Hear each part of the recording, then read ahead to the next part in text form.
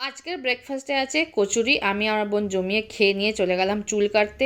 বোনের বন্ধু আর আমি। বোন অনেকদিন আগেই চুল কেটে নিয়েছে, আমার এই লাস্টে দিকে এসছে আমি চুল কাটলাম। চুলটা অনেকটাই ছোটো করলাম, একটু লুকটা আমার আরেকটু চেঞ্জ করার দরকার ছিল, তো বোনই আমাকে সাজেস্ট করে এই চুলটা কেটে দিল। তারপরে গেলাম আখের রস খেলাম, খেয়ে দিয়ে বোন চলে গেল পড়াতে, আমি চলে এলাম বাড়িতে। দুপুরবেলায় ভালো একটা লাঞ্চ খেয়ে নিলাম, ভাত, ডিমের তরকারি, শাক ভাজা, স্যালাড।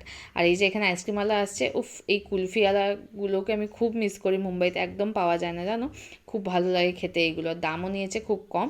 আর এখানে লুসির সাথে আমি বিকালবেলায় বিশাল খেলায় মেতে গেছি, ওকে নিয়ে খুব খেলাধুলা করছি।